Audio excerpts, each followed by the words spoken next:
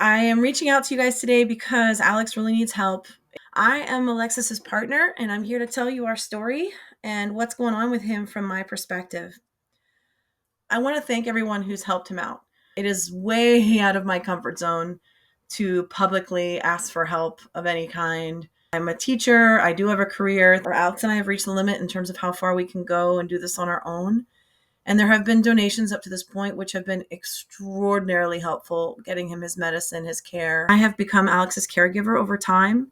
This disease very much threatens his independence. We don't want him on the streets or in a nursing home where he can kind of be forgotten. I want him to have a full life. He had a really full life when I met him. It brought him a lot of joy and fulfillment to volunteer for. He volunteered as a peer volunteer for people who are trying to stay sober, who are recently recovering from drug and alcohol addiction. He was really committed to that work.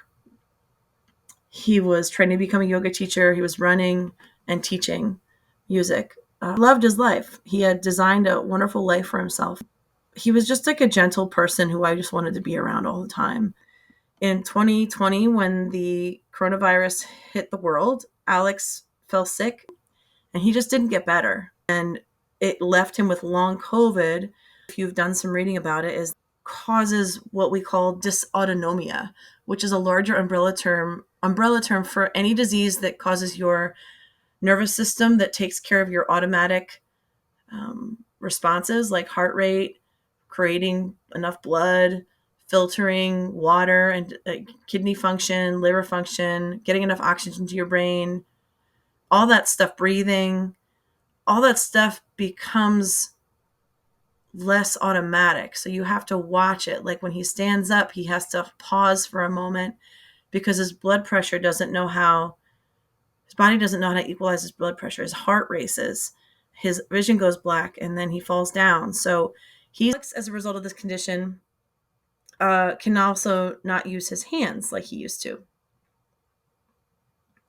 He's been working with physical therapists for like a year or two to just understand how to function in daily life tasks.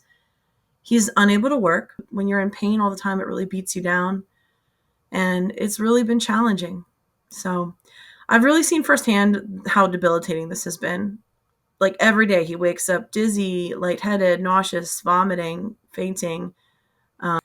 They make it really difficult for him to perform even the simplest of tasks. He's at risk for falling and injuring himself. He's injured himself multiple times. In addition to that, he's really the physical symptoms. Alex also experiences reduced cognitive function now. And that makes it difficult for him to concentrate, write, read, remember things. He had an photographic memory. It's been relearning how to use his brain. It's been frustrating, but it's also that same perseverance and energy that he brought to an able-bodied life, he brings to disabled life. And it's something. As his caregiver, I've seen the daily struggles he faces. I've seen it every day.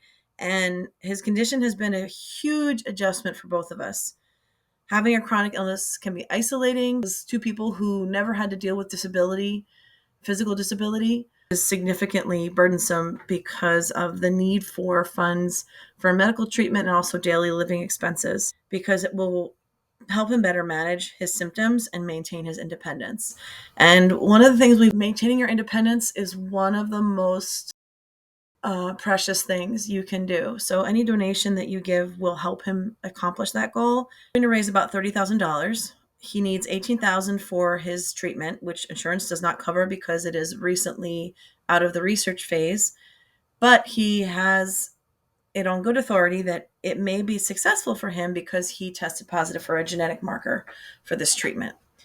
So any support you can provide, be it monetary or otherwise, is greatly appreciated and goes a long way towards helping Alex feel less alone and really just be in a better position to cope with daily struggles, because it has been really hard. List of items that would make Alex's life easier and more comfortable.